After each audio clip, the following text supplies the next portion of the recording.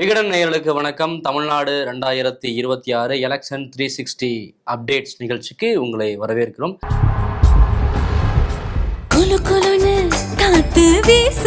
உங்கள் சத்யாவில் குளு குளு ஏசி ஆஃபர்.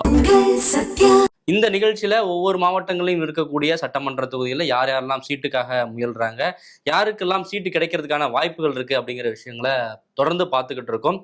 இந்த எபிசோட்ல நம்ம பார்க்க போறது தஞ்சாவூர் மாவட்டம்.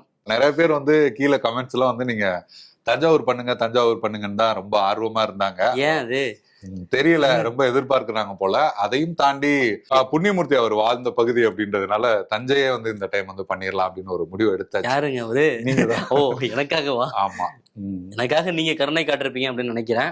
மக்கள் எதிர்பார்த்தது அப்படிங்கிறது வைத்திலிங்கம் அவர்களுக்காக தான். ஏன்னா அதிமுகவுல ஒரு பெரிய சக்தியா இருந்த அவர் இப்ப திமுகவுக்கு வந்திருக்காரு, என்ன நிலவரம் அப்படின்ற ஒரு எதிர்பார்ப்போட தான் அது கேட்டிருப்பாங்க. ஏன்னா தஞ்சாவூர் அப்படிங்கறதே திமுகவுடைய கோட்டையா இருந்திருக்கு. ஆனா அதுல ஒரு பகுதி அந்த ஒரத்தநாடு மட்டும் அதிமுக கோட்டையா வச்சிருந்தாரு வைத்திலிங்கம்.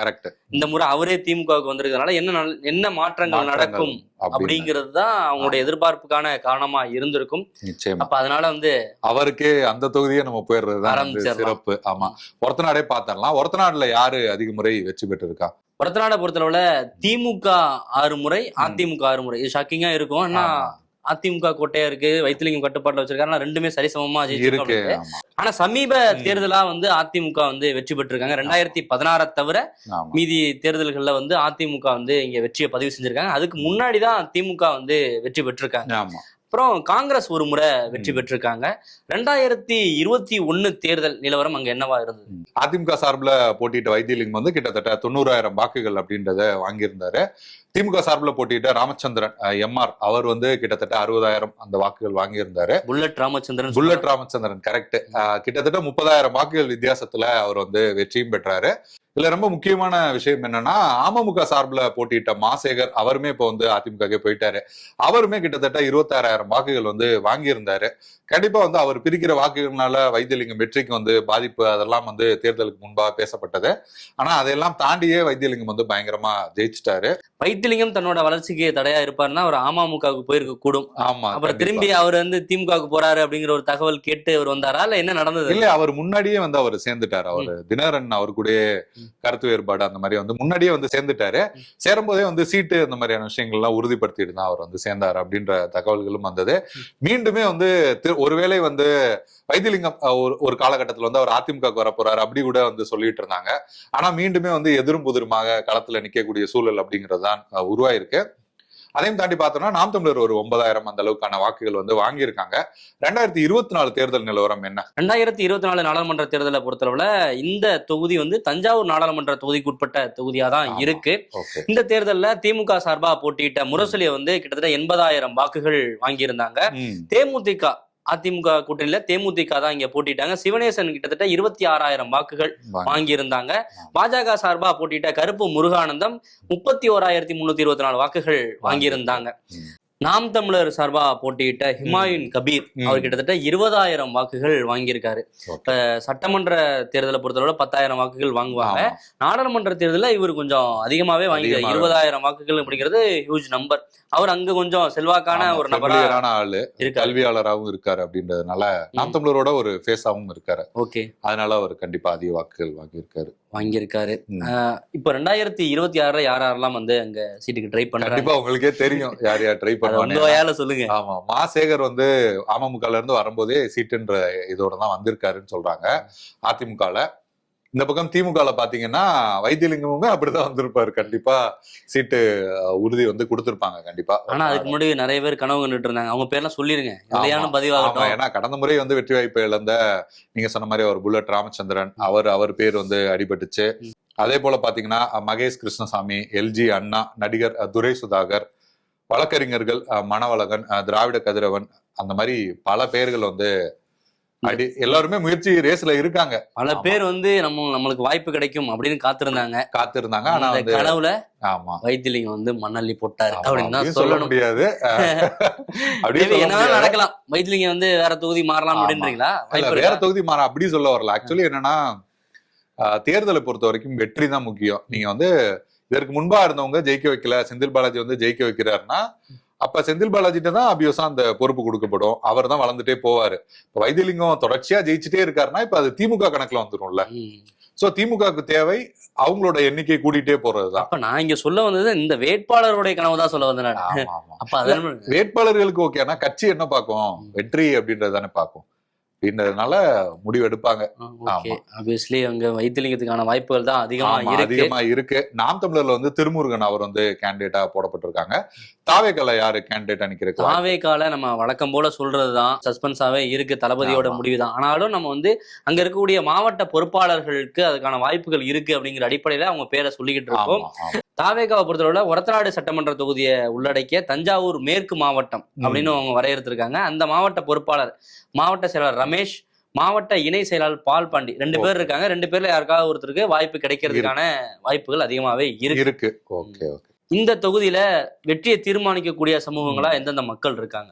இந்த தொகுதியை பொறுத்த வரைக்கும் முக்குலத்தோர் முத்தரையர் பட்டியலின சமூகம் அப்படின்றவங்க வந்து வெற்றி தோல்வியை தீர்மானிக்கிற இடத்துல இருக்காங்க. அடுத்த நம்ம பார்த்தோம்னா யாதவர் உடையார் போன்ற சமூகங்களுமே வந்து கணிசமா இருக்காங்க. ஆமா, இதுதான் இந்த தொகுதியோட நிலைமை. இவங்கதான் வெற்றியை தீர்மானிக்கக்கூடிய சக்திகளா இருக்கிறாங்க. அடுத்ததா நம்ம எந்த தொகுதியை பார்க்க போறோம்? ஒரத்தநாடு வரைக்கும் வந்தாச்சு, அப்படியே தஞ்சாவூரையும் பார்த்துட்டு போயிடலாம் அப்படின்ற மாதிரியான முடிவு. தலைநகருக்கு போயிடலாம். ஆமா, தஞ்சை. ஆமா, தஞ்சை வந்து திமுக வந்து 9 முறை வெற்றி பெற்றிருக்காங்க. அதிமுக 3 முறை வெற்றி பெற்றிருக்காங்க. காங்கிரஸ் வந்து 1 முறை வெற்றி பெற்றிருக்காங்க. தஞ்சையில 2021 நிலவரம் என்ன?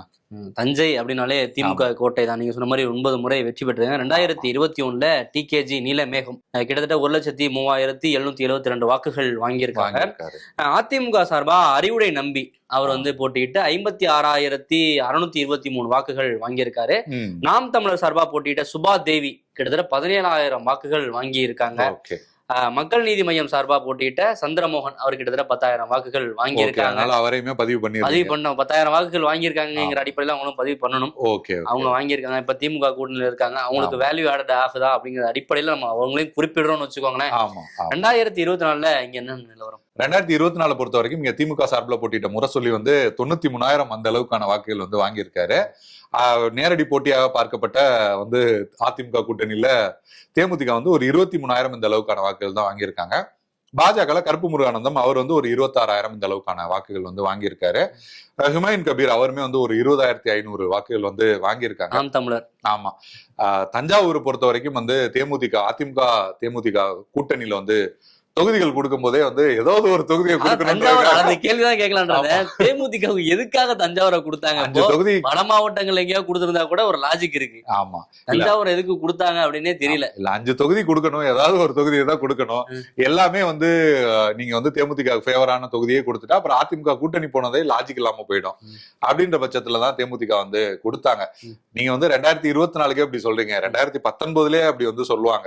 அப்ப வாங்கின தொகுதியிலே வந்து சென்னையில வந்து சேலத்துல இருந்து வந்து அவரு இளங்கோவன் வந்து சென்னையில வட சென்னையில எங்கேயோ போட்டியிட்டார் அப்படின்னு அப்பவே வந்து அவங்களுக்கு கேண்டிடேட்டுக்கான பிரச்சனைகள் எல்லாம் வந்து இருந்தது. அதே போல தஞ்சாவூர்ல இந்த டைம் வந்து தொகுதியே பிரச்சனையாகி 20,000 21,000 நாம் தமிழருக்கு ஈக்குவலா தான் அதிமுக தேமுதிக 2 சேர்த்தே அந்த அளவுக்கான வாக்குகள் தான் வந்து வாங்கியிருக்காங்க. அந்த தொகுதி பங்கீடு அப்படிங்கும் போதே அவங்க வந்து கிட்டத்தட்ட வெற்றியை நிலவு விட்டாங்க அப்படின்ற மாதிரி தான் சொல்லணும் தஞ்சாவூர் தொகுதியை பொறுத்தளவுல. ஏன்னா அங்க தேமுதிகன்றது பெரிய செல்வாக்கு இல்ல பார்க்க முடியுது. ஆப்வியஸ்லி திமுக கோட்டைங்கிறதுனால அதிமுக வாக்குகளும் பெரிய அளவுல அவங்களுக்கு வரல. இது ஒரு பெரிய ஃபேக்டரா இருந்திருக்கு. 2024 ஃபேக்டர்ஸ் எல்லாம் நம்ம பேசிட்டோம். 26 யார் யாருக்கு வாய்ப்பு இருக்கு? 2026 சட்டமன்ற தேர்தலை பொறுத்தளவுல திமுகவுல மேயர் சன் ராமநாதன் அவருடைய பேர் அடிபடுது. மறுபடியும் சிட்டிங் எம்எல்ஏ டிகேஜி நீலமேகம் அவருடைய பேரும் அடிபடுது. அதுவும் இல்லாம ராஜ்குமார், கரந்தை உதயநிதி, செந்தமிழ் செல்வன் ஒரு பெரிய பட்டியலே இருக்காங்க. இப்ப என்ன ஒரு பெரிய கேள்வி இருக்குன்னா, திமுகவுக்கு வைத்திலிங்கம் வந்திருக்காரு, அவருடைய இன்ஃபுளுன்ஸ் எதுவும் இருக்குமா அப்படிங்கறது ஒரு கேள்வியா இருக்கு. பட் ஆனா ஒரு குறுகிய காலகட்டத்துல தன்னுடைய அதிகாரத்தை பயன்படுத்த மாட்டாரு அப்படின்னு நினைக்கலாம். தஞ்சாவூர் வரைக்கும் உடனே பயன்படுத்த மாட்டாரு. இன்னொரு வந்து அன்பில் மகேஷ் அவரு தான் கூட்டிட்டு வந்ததா நீங்க கூட ஒரு வீடியோ எல்லாம் போட்டிருந்தீங்க. அதனால வந்து அன்பில் தான் இப்ப தஞ்சைக்கு வந்து பொறுப்பு எல்லாம் பாத்துட்டு இருக்காரு. அப்படின்ற போது நம்மளோட எல்லைக்குள்ள நின்னுக்கும் உடனடியாக கை கொடுத்தவரு அதிகாரத்தை எல்லாம் தாண்டி வருவாரு அப்படின்ற மாதிரி போக மாட்டாரு கண்டிப்பா. இப்போதைக்கு எனக்கு தெரிஞ்ச அந்த தொகுதியில அவரை வந்து முதல்ல நிலைநிறுத்திக்கணும் அப்படின்ற மாதிரிதான் பார்ப்பாரு. ஏதாவது உட்கட்சி பூசல் இல்லாம பாத்துக்கணும். அப்புறம் அதிமுக வாக்குகளையும் கொஞ்சம் வாங்கிடணும். நம்மளுடைய ஆதரவாளர்கள் வாக்கும் வாங்கணும். இப்படியான பிளானிங் தான் அவருக்கு இருக்கும். ஆமா, ஜெயிச்சா அமைச்சர் வாங்கணும் அப்படிதான் யோசிப்பாரு தவிர தஞ்சாவூர்ல என்னோட நிக்கணும் அப்படி எல்லாம் போக மாட்டாரு. தஞ்சாவூர்ல போய் நம்ம கொடியை நடணும் அப்படின்ற மாதிரி எல்லாம் கண்டிப்பா நினைக்க மாட்டாரு. இப்ப இந்த பட்டியல இருக்க யாரோ ஒருத்தருக்கு தான் வந்து சீட்டு கிடைக்கிறதுக்கான வாய்ப்புகள் இருக்கு. அதிமுகவுல யாரு? அதிமுகவை பொறுத்த வரைக்குமே வந்து பாத்தீங்கன்னா பெரிய லிஸ்டே இருக்கு. சரவணன், அறிவுடை நம்பி, காந்தி, டாக்டர் கண்ணன், இவங்க எல்லாருமே வந்து அந்த ரேஸ்ல வந்து இருக்காங்க. நீங்க தஞ்சை பத்தி இது பண்ணும்போது நீங்க சொன்னீங்கல்ல, இப்ப பாத்தீங்கன்னா நம்ம இந்த பேசின பேர்கள்லயே பாத்தீங்களா எல்லாம் எவ்வளவு தமிழ் பெயர்கள் அப்படி வருது பாத்தீங்களா, அதனாலதான் தஞ்சை மனம் பேர்லயே அதனாலதான் அந்த ஒரு ஃபீல் வந்து வந்துடுது தஞ்சையை பொறுத்த வரைக்கும். நாம் தமிழர் தாவேகாவோட நிலை வந்து என்னவா இருக்கு? நாம் தமிழரை பொறுத்தவரை வேட்பாளர் வந்து அறிவிச்சிட்டாங்க. கிருஷ்ணகுமார் அவர்தான் வேட்பாளர். மாறுமா? வாய்ப்பு இருக்கு? இல்ல வாய்ப்பு இல்ல. அவர்தான் ரொம்ப முக்கியமான ஒரு நபர். புலவர் கிருஷ்ணகுமார் வந்து வேட்பாளரா அறிவிக்கப்பட்டிருக்காரு. அதே போல தாவேகாவை பொறுத்தவரை பார்த்தோம்னா திருவையாறு, தஞ்சாவூர் சட்டமன்ற தொகுதியில உள்ளடக்கிய தஞ்சாவூர் மத்திய மாவட்டம், இந்த தொகுதி மத்திய மாவட்டமா இருக்கு. இங்க வந்து விஜய் சரவணன் மாவட்ட செயலர் கிட்டத்தட்ட ஆரம்பத்திலிருந்து விஜயோடைய ரசிகர் மன்றத்திலே வந்து தலைவரா இருந்தவர். அவருக்கான வாய்ப்புகள் தான் அதிகமா இருக்கு. அது இல்லாம மாவட்ட இணை செயலாளர் பாரியும் இருக்காரு. ரெண்டு பேர்ல யாருக்கு அப்படின்ற ஒரு கேள்வி இருக்கலாம். ஆனா விஜய் சரவணனுக்கான வாய்ப்புகள் தான் அதிக அளவுல இருக்கு. மேடையில எல்லாம் பேசியிருக்காரு அவர் தான். ஆமா. தஞ்சாவூர் சட்டமன்ற தொகுதியை பொறுத்தவரை எந்த சமூக மக்கள் வந்து செல்வாக்கு செலுத்துறாங்க? தஞ்சாவூருமே பாத்தீங்கன்னா முக்குலத்தோர் சமூகம், பட்டியல் சமூகம் வந்து செல்வாக்கோட இருக்காங்க. கிறிஸ்தவர், இஸ்லாமியருமே வந்து மக்களுமே வந்து கணிசமா இருக்காங்க. அதே போல வெள்ளாளர், யாதவர் உள்ளிட்ட சமூகங்களுமே வந்து பரவலா வசிக்கிறாங்க. தஞ்சாவூர் பார்த்தாச்சு, அப்படியே ஒரத்தநாடும் பார்த்தாச்சு, அந்த லைன்லயே போயிடலாம். பட்டுக்கோட்டையோட நிலவரம் என்ன? ஆமா, பட்டுக்கோட்டையோட நிலவரம் வந்து அதிமுக 4 முறை வெற்றி பெற்று இருக்காங்க. காங்கிரஸ் வந்து 3 முறை, திமுக 3 முறை, தமாக 1 முறை, அதே போல சோசியலிச கட்சி அப்போ வந்து அவங்க 1 முறை வந்து வெற்றி பெற்று இருக்காங்க. எல்லாருக்கும் கணிசமா. ஆமா, எல்லாருக்குமே பட்டுக்கோட்டை மக்கள் வந்து வாய்ப்புகளை வந்து கொடுத்திருக்காங்க. நிறைய அரசியல் ரீதியாவுமே நிறைய பேர் தலைவர்கள்லாம் அந்த டைலாக் சொல்லுவாங்க. பொதுவா பட்டுக்கோட்டைக்கு வழி கேட்டால் கொட்டைப்பாக்கு எவ்வளவு விலைன்னு சொல்றாங்க. ஓபிஎஸ் எல்லாம் சொல்லியிருக்காரு. அப்படி நிறைய பேரு அந்த ஓபிஎஸ் பேச்சை வந்து நீங்க தீவிரமா வந்து கண்காணிச்சு அந்த ஒரு பாயிண்ட் எல்லாம் நிறைய தலைவர்கள் சொல்லுவாங்க. இல்ல நிறைய தலைவர்கள் சொல்றீங்க. பர்டிகுலரா ஓபிஎஸ் சொன்னதுனால நான் சொல்றேன். ஓகே. 2021 பட்டுக்கோட்டையோட நிலைமை என்ன? 2021 சட்டமன்ற தேர்தலை பொறுத்தவரை இங்க திமுக தான் வெற்றி பெற்றிருக்காங்க. திமுக சார்பா போட்டியிட்ட அண்ணாதுரை அவர் வந்து கிட்டத்தட்ட 79,065 வாக்குகள் வாங்கியிருக்காரு. 79,065 வாக்குகள் வாங்கியிருக்காரு. இவர் வந்து என்னன்னா 1989 எம்எல்ஏவா இருந்தவர் 30 ஆண்டுகளுக்கு பிறகு மீண்டும் போட்டியிட்டு வெற்றி பெற்றிருக்காரு. இது ஒரு சுவாரஸ்யமான ஒரு தகவல் அது. ஆமா, இவரை எதிர்த்து போட்டியிட்ட அதிமுக வேட்பாளர் ரெங்கராஜன் 53,796 வாக்குகள் வாங்கியிருக்காரு. சுயேட்சை வேட்பாளர், இது ரொம்ப முக்கியமான விஷயம், சுயேட்சை வேட்பாளர் பாலகிருஷ்ணன் 23,000 வாக்குகள் வாங்கியிருக்காரு. அங்க நாம் தமிழர் சார்பா போட்டியிட்ட கீர்த்திகா அன்பு 10,000 வாக்குகள், அமமுக சார்பா போட்டியிட்ட எஸ்டிஎஸ் செல்வம் அவர் வந்து 5,000 வாக்குகள் தான் வாங்கியிருக்காங்க. இப்ப கிட்டத்தட்ட டெல்டா பகுதியில் அமமுகவுக்கு ஒரு செல்வாக்கு இருக்கு அப்படிங்கிற அடிப்படையில பார்த்தா கூட இது வந்து குறைவான வாக்குகள் தான். ஐ திங்க் வந்து சுயேட்சையா போட்டியிட்ட பாலகிருஷ்ணன் வந்து கணிசமான வாக்குகளை பிரிச்சிருப்பாரு அப்படின்னு நினைக்கிறேன். இதுதான் 2021 நிலவரம். 2024 அங்க என்ன சிச்சுவேஷன்? 2024லயுமே நீங்க சொன்ன மாதிரி திமுக முரசொலி, எப்படி எம்எல்ஏ வந்து அண்ணாதுரை, எம்பி கேண்டிடேட் வந்து முரசொலி, அவருமே வந்து அப்படின்ற மாதிரி தெரியுது 76,600 அந்த மாதிரி வாங்கியிருக்காரு. தேமுதிக சிவநேசன் அவருமே கூட 31,000 பாதிக்கு பாதி வந்துட்டாருன்னு வச்சுங்களேன். பாஜக கருப்பு முருகானந்தம் அவருமே ஒரு 30,200 அந்த மாதிரி வாக்குகள் வாங்கியிருக்காரு. ஹுமாயூன் கபீர் இங்கேயுமே ஒரு 14,000, கிட்டத்தட்ட ஒரு 14,000 வாக்குகள் அப்படின்ற அளவுக்கு வாங்கியிருக்காரு. 2026 இங்க யார் ரேஸ்ல இருக்கா? 2026 பொறுத்தளவுல இங்க யாரெல்லாம் சீட்டு கேட்கறாங்க அப்படின்னு பார்த்தோம்னா டிஎம்கேவோட சிட்டிங் எம்எல்ஏ அண்ணாதுரை மீண்டும் சீட்டு கேட்கிறாரு. விளையாட்டு மேம்பாட்டு அணி அமைப்பாளர் சூரப்பள்ளம் விஜயகுமார் அவரும் வந்து ட்ரை பண்றாரு. ஒன்றிய செயலாளர் பார்த்திபன், தலைமை செயற்குழு உறுப்பினர் பழஞ்சூர் செல்வம் அவரும் ட்ரை பண்றாரு. பொதுக்குழு உறுப்பினர் ரூஸ்வெல்ட் அவரும் வந்து ட்ரை பண்றாரு. ஒன்றிய செயலாளர் இளங்கோவன். இப்படி பெரிய பட்டியல் திமுக இருக்கு. சிட்டிங் எம்எல்ஏ அண்ணாதுரைக்கே சீட்டு கிடைக்குமா இல்ல மாத்துவாங்களா அப்படிங்கறத பொறுத்திருந்து தான் பார்க்கணும். அதிமுகவுல யாரெல்லாம் இங்க ட்ரை பண்றாங்க? திமுகல நீங்க வந்து நிறைய பேர் சொன்னீங்க. அதே மாதிரி அதிமுகலயுமே வந்து லிஸ்ட் ரொம்ப பெருசா தான் இருக்கு. முன்னாள் எம்எல்ஏ சி.வி. சேகர் அவர் வந்து முயற்சியில இருக்காரு. மாநில அமைப்பு செயலாளர் கல்யாணோடை செந்தில் அவருமே வந்து ரேஸ்ல இருக்காரு. முன்னாள் நகர்மன்ற தலைவர் ஜகவர் பாபு அவருமே வந்து இருக்காரு. அதே போல ஒன்றிய செயலாளர் முருகானந்தம் அப்படின்னு பெரிய படையை வந்து களத்துல வந்து தயாரா இருக்கு. வாய்ப்பு கொடுங்க, எனக்கு ஒரு முறை வாய்ப்பு கொடுங்க அப்படின்னு. ஆமா, அதே போல அதிமுக கூட்டணியில தமாக ஒதுக்கப்பட்டா முன்னாள் எம்எல்ஏ என்ஆர் ரங்கராஜன் அவருமே வந்து சீட்டு வாங்குவாரு அப்படின்னு தான் எதிர்பார்க்கப்படுது. நாம் தமிழரை பொறுத்த வரைக்கும் கண்ணன் அப்படிங்கிறவர் வந்து வேட்பாளராக அறிவிக்கப்பட்டிருக்காரு. தாவேகாவை பொறுத்த வரைக்கும் பட்டுக்கோட்டை பேராவூரணி வந்து 2 தொகுதி வந்து தஞ்சாவூர் தெற்கு மாவட்டத்தை உள்ளடக்கி வருது. அங்கே பாத்தீங்கன்னா மாவட்ட செயலாளர் மதன் அப்படிங்கிறவர் இருக்காரு, இணைச் செயலாளர் ராபின்சன், பொருளாளர் மனோஜ்குமார், அவங்க 3 பேர் இருக்காங்க.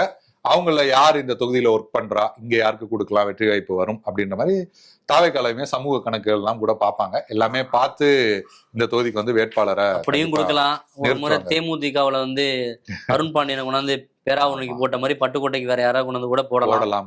நடக்கலாம். ஆமா, நீங்க அருண் பாண்டியன் சொன்னதுனால சொல்றேன். நீங்க அந்த இன்சிடென்ட் வந்து ரொம்ப சுவாரஸ்யமான, அது பேராவூரணி தொகுதியில பார்த்தோம். ஆமா, இருந்தாலும் நீங்க பேராவூரணி சொல்லிட்டீங்க. என்னன்னா இப்ப நம்ம எப்படி அந்த ஃப்ரெண்ட்ஸா இருக்குமோ அந்த மாதிரிதான் அருண் பாண்டியன் விஜயகாந்த் எல்லாம் ஃப்ரெண்ட்ஸ். அவர் வந்து திடீர்னு ஒரு நாள் போய் விஜயகாந்த் கிட்ட எனக்கு அரசியல் வரணும்னு தோணுதுடா அப்படின்னு சொல்லியிருக்காரு. உடனே அப்படியா, என்ன பண்ணும் அப்படின்னா நான் எம்எல்ஏ ஆகணும்னு ஆசைப்பட்டேன்னு சொல்லியிருக்காரு. அதுல வந்து 3 தொகுதி இந்த மாதிரி ஏதோ ஒண்ணு கொடுத்து இதுலதான் ஒண்ணு செலக்ட் பண்ண உடனே அவர் வந்து சும்மா ஒரு ஃப்ளூக்ல பேராவூரணி வந்து அடிச்சிருக்காரு. ஆமா, அவர் வந்து நான் இந்த ஊரு இந்த நிக்கணும் சமூகம் அந்த மாதிரிலாம் எதுவுமே பார்த்து இல்ல, சும்மா தான் வந்து அதை பிக்ஸ் பண்ணி அடிச்சிருக்காரு. அப்படி வெற்றியும் பெற்றுட்டாரு. ஆனா இதுக்கு பின்னாடி வேற ஒரு பெரிய சம்பவம் இருக்கு. அத பேராவூரணி தொகுதியில வந்து பாத்துக்கலாம். பேராவூரணியில ஒரு சுவாரஸ்யமான ஒரு கதை சஸ்பென்ஸ் வச்சிருக்கீங்க, அதை பார்க்கலாம். இந்த பட்டுக்கோட்டை தொகுதியில செல்வாக்கு செலுத்தக்கூடிய சமூகமா எந்த மக்கள் இருக்காங்க? பட்டுக்கோட்டையிலுமே பாத்தீங்கன்னா முக்குலத்தோர், முத்தரையர், வேளாளர், இஸ்லாமியர், பட்டியல் சமூகம், இவங்க எல்லாமே வந்து பரவலா இருக்காங்க. அதுக்கு அடுத்தபடியா பாத்தீங்கன்னா கோனார் நாடார் சமூகத்தினரும் கணிசமா வந்து வசிக்கிறாங்க. குறிப்பா வந்து முக்குலத்தோர், முத்தரையர், இவங்க வேளாளர், இவங்க எல்லாம் தான் அந்த இஸ்லாமியர் தான் அந்த வெற்றி தோல்வியை அந்த டிசைடிங் ஃபேக்டரா இருக்கிறதுக்கான வாய்ப்புகள் இருக்கு. ஆமா, ஓகே, பட்டுக்கோட்டை தொகுதி பார்த்தாச்சு. அடுத்து நீங்க சொன்ன மாதிரி பேராவூரணியே போயிடலாம். ஆமா, ஓகே, பேராவூரணி சட்டமன்ற தொகுதி. ஆமா, அடுத்து நம்ம பேராவூரணி சட்டமன்ற தொகுதி பார்க்க போறோம். நான் ரொம்ப ஆர்வமா இருக்கேன், நீங்க என்ன ஒரு சஸ்பென்ஸ் வச்சிருக்கீங்க செகண்ட் ஹாஃப் மாதிரி இருக்கு. ஆமா, அப்படி ஒரு சஸ்பென்ஸாவே இருக்கு. பேராவூரணி சட்டமன்ற தொகுதியை பொறுத்தளவுல அதிமுக கிட்டத்தட்ட 5 முறை வெற்றி பெற்றிருக்காங்க. காங்கிரஸ் 2 முறை, தமாக 2 முறை, திமுக 2 முறை, தேமுதிக அந்த சஸ்பென்ஸ் ஒரு முறை, அருண் பாண்டியன் ஒரு முறை ஜெயிச்சிருக்காப்புல, சுயேட்சை வந்து ஒரு முறை ஜெயிச்சிருக்காங்க. இதுலயும் ஒரு இன்ட்ரெஸ்டிங்கான ஃபேக்டர் இருக்கு. 54 ஆண்டுகளுக்கு பிறகு திமுக நேரடியா போட்டிட்டு இந்த தொகுதியை வந்து கைப்பற்றி இருக்காங்க. 54 ஆண்டுகள்னா கிட்டத்தட்ட ரொம்ப அண்ணா காலத்துக்கிட்ட அப்ப போட்டிட்டு இருக்காங்க. அப்ப போட்டிட்டு இப்ப வந்து கைப்பற்றி இருக்காங்க, நேரடியா போட்டிட்டு. அது ரொம்ப முக்கியமான விஷயம். 2021 தேர்தலை பொறுத்தவரை திமுக சார்பா போட்டியிட்ட அசோக்குமார் கிட்டத்தட்ட 81,130 வாக்குகள் வாங்கியிருக்காரு. அதிமுக சார்பா போட்டியிட்ட திருஞான சம்பந்தம் 65,627 வாக்குகள் வாங்கியிருக்காரு. நாம் தமிழர் சார்பா போட்டியிட்ட கே திலீபன் அவரு 12,154 வாக்குகள் வாங்கியிருக்காரு. தேமுதிக இங்க போட்டிட்டு வெறும் 1,623 வாக்குகள் தான் வாங்கியிருக்காங்க. அந்த அருண் பாண்டியன் ஹிஸ்டரிக்கு இப்ப வந்து பாத்தோம்னா தேமுதிக ரொம்பவே தேஞ்சு போச்சு இங்க. ஆமா, பேராவூரணியில அசோக்குமார் ரெக்கார்ட் பிரேக் பண்ணிருக்காரு 54 ஆண்டுகளுக்கு பிறகு போட்டிட்டு. 2024 நாடாளுமன்ற தேர்தலில் என்ன நிலவரம்? 2024 பொறுத்த வரைக்கும் திமுக சார்பில் போட்டிட்ட முரசொலி வந்து கிட்டத்தட்ட 63,600 வாக்குகள் வாங்கியிருக்காரு. தேமுதிக சிவனேசன் அவருமே 36,500 வாக்குகள் இங்க வந்து கொஞ்சம் அதிகமா தான் வாங்கியிருக்காரு. கருப்பு முருகானந்தம் வந்து 27,700 அவ்வளவு வாங்கியிருக்காரு. நாம் தமிழர் சார்பில் போட்டிட்ட ஹுமாயூன் கபீர் அவர் வந்து ஒரு 18,200 வாக்குகள். அவரு எல்லா தொகுதியிலுமே ஒரு 20,000 அப்படிங்கிற ஒரு ரேஞ்ச் வாங்கியிருக்காரு. அதிகமா வாங்கின தொகுதிகள்லாம் இருக்கு, பின்னாடி பார்ப்போம். வாங்கியிருக்காரு அவரு. 2021-24 தேர்தல் முடிவுகள் எல்லாம் பார்த்தோம். 2026 வந்து யாரெல்லாம் சீட்டு கேட்கறாங்க அப்படிங்கிற ஒரு ஆர்வமா இருப்பீங்க. ஆனா அதுக்கு முன்னாடி நான் என்னுடைய ஆர்வத்தை வந்து கட்டுப்படுத்த முடியல. அந்த சஸ்பென்ஸ் சொல்லிருங்க. அதுக்கு பிறகு 2026 சஸ்பென்ஸ் என்னன்னா, நீங்க சொன்ன மாதிரி ஃப்ரெண்டு வந்து சும்மா பேச்சுவாக்குல கேட்டாரு அப்படின்றதுக்காகவே விஜயகாந்த் வந்து எம்எல்ஏவே ஆக்குனாரு. ஆனா எதிர்கட்சியில வந்து அதிமுகவுக்கும் தேமுதிகவுக்கும் சண்டை வந்தது. ஒவ்வொரு எம்எல்ஏக்களா போய் ஜெயலலிதா அவர்களை வந்து சந்திக்கிறாங்க இந்த மாதிரி தொகுதி வளர்ச்சிக்காக அப்படின்னு. எல்லாருமே அதிமுக பக்கம் மாறிட்டாங்க அப்படின்றது தெரிய ஆரம்பிக்குது. நிறைய பேர் அந்த மாதிரி போனாங்க. ஆனாலுமே கூட விஜயகாந்த் மனதை வந்து ரொம்ப பாதிச்சது 2 பேரு. ஒருத்தர் வந்து சுந்தரராஜன், ஒருத்தர் பொருளாளரா இருந்தார், மதுரையில வந்து எம்எல்ஏ வெற்றி பெற்றவர். அவரும் அருண் பாண்டியனும் ஆரம்ப கால நண்பர்கள். இவங்க 2 பேர் போனது அப்படின்றது விஜயகாந்த் வந்து ரொம்பவே ஹர்ட் பண்ணி ரொம்ப வருத்தப்பட்டிருக்காரு. ஏன்னா அரசியல்வாதி, ஒரு ப்ராப்பர் அரசியலுக்கு வந்து ஒரு அரசியல்வாதியா இருக்கிறவங்க போனா கூட அது அரசியல் ரீதியான நகர்வு அப்படின்னு எடுத்துக்கலாம். ஒரு நண்பர்ங்கிற ஒரு அடிப்படையில ஒரு சீட்டு கொடுத்து வெற்றி பெற வச்சது, நீங்க சொன்ன மாதிரி போற போக்குல டிக் பண்ணி வெற்றி எம்எல்ஏ ஆக்குனதெல்லாம் வந்து தாங்கிக்க முடியாத ஒரு விஷயமா இருந்திருக்கும். ஏன்னா அந்த சசிகுமார் சொல்ற மாதிரிதான், பார்த்து பழகுங்கடா பழகுனோடனே துரோகம் பண்ணா என்னடா பண்ற மாதிரி ஒருத்தர் வந்து ஆரம்ப கால நண்பர். ஏதோ வேற லீட் எடுத்த மாதிரி தெரியுது.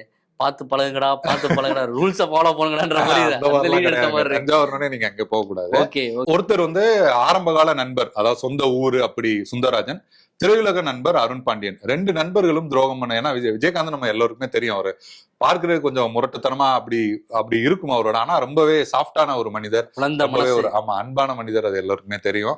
அப்படி அதுல வந்து ரொம்பவே ஃபீல் பண்ணாரு அப்படின்னு சொல்லுவாங்க. சரி, சஸ்பென்ஸ் எல்லாம் வந்து சஸ்பென்ஸ் எல்லாம் இல்ல, இது எல்லாருக்கும் தெரிஞ்ச கதை தான். ஆனா சஸ்பென்ஸ் சொல்லி ஒரு ட்விஸ்ட் வச்சுட்டீங்க பாருங்க. ஆமா, இன்னும் சொல்ல போனா அந்த சீட்டு வாங்கின கதையை வந்து அருண் பாண்டியன் தான் வெளியிலே சொன்னாரு. விஜயகாந்த் இந்த அளவுக்கு எனக்கு வந்து இதுவா இருந்திருக்காரு அப்படின்ற மாதிரி சொன்னாரு.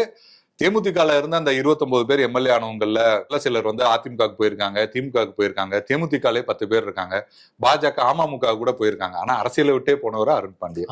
ஆமா, ஒரு மாதிரி அவரும் வெக்ஸ் ஆயிட்டாருன்னு நினைக்கிறேன். அவருமே அந்த இதுக்கு வந்துட்டாரு, ஒரு குற்றம் உணர்ச்சிருக்கலாம், என்னன்னு தெரியல போயிட்டாரு.